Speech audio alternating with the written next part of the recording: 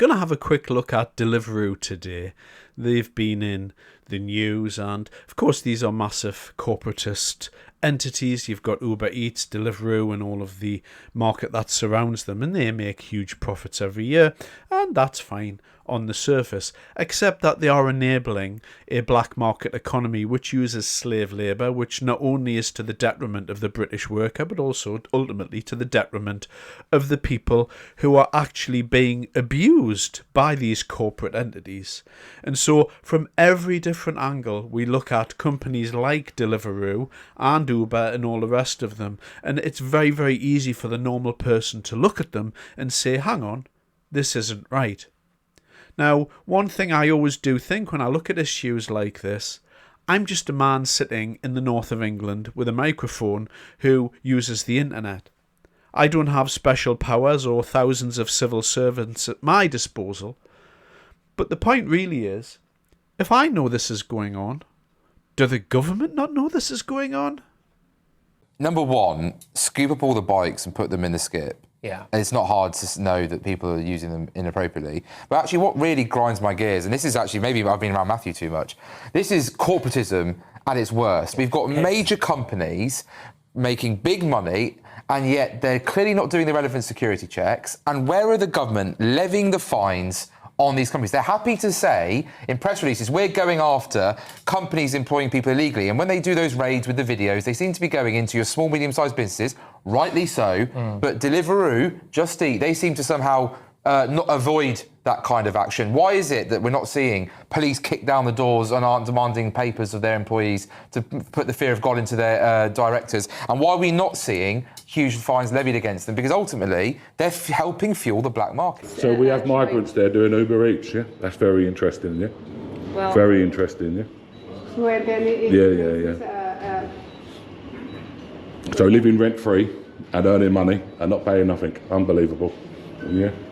Right, so... Yes, come on, miss. Yeah, this is the things that the public want to see, do you know what I mean? Because this is not fair, you know, like our people can be going to work, living for free. Right. You know, I would like to live for free. You would like to live for free as well, you know, we all would. Your asylum seeker in the hotel, could you tell me why you're working? Could you tell me why you're working? Are you allowed to work? Are the Home Office letting you work? Excuse me, sorry. Yeah, no, sorry. Is there a reason why you're working as a courier? Could we have a word? We just want to find out about the people that are working here. Is there a reason why you ignored me? Why have you put the hoarding up? Any questions? Just directly towards the Home Office. The Home Office? So the Home Office is okay with people working? To the Home Office? Any questions, we've got to go to the Home Office.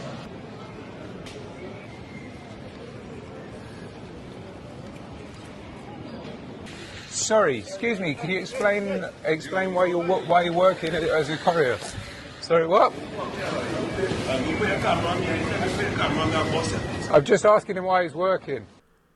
In more recent years, I've decided to get a bit more healthy in my approach to life. I'm in middle age now, and around that time of your life, you tend to start making healthier choices, certainly better choices than I made in my 20s and 30s anyway. And in doing that, I buy a lot less fast food. I have a memory. I was travelling on the A1 one day and I was very, very hungry, and I turned off and I stopped at McDonald's that I don't normally go to, so I just pulled in. I thought, I'll just go in. I haven't had a quarter pounder for quite some time, and I quite fancy one actually, so I kind of stopped the car, got out, went in. And this is not an exaggeration. There are about 20 of these delivery people milling around. The McDonald's person who, you know, the front of house person, had a table erected, and you may have seen this yourself, in McDonald's, and she was lining these bags up, and it had like the little things stapled to the top of it, which tell you where it's going to go, I would imagine, or something like that. And I was standing there trying to work out how to actually get to the counter and how to actually order something, because all of the screens that they were all surrounded and there was just people everywhere, but nobody was a customer. They were all delivery drivers. And as I was standing there, one of them walked past me and knocked me to the side with his elbow.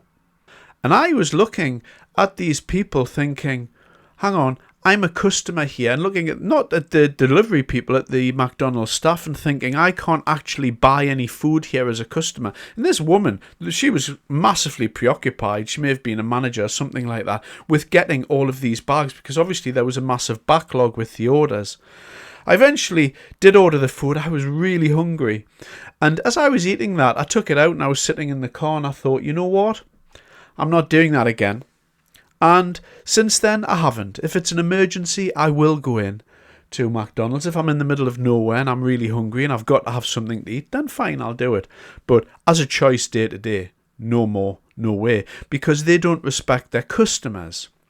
And a lot of these places where you do go in, you'll find that you'll walk up, particularly if you go into a takeaway, for instance. You may go into a takeaway, as I went in a couple of weeks ago.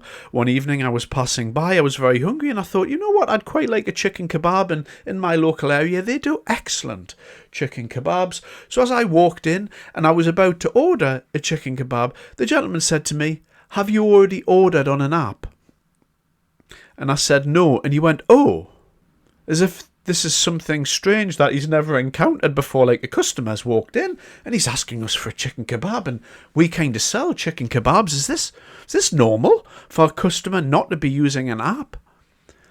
And within all of that, I think you see the problem. Not only is most of the food on Deliveroo massively expensive, you also are obviously paying a third party to deliver it, so there's an additional cost to buying garbage food. So first of all, you're rotting your body by eating the food. Second of all, you're buying garbage food. Third of all, you're paying somebody an extortionate amount of money to deliver that food to you.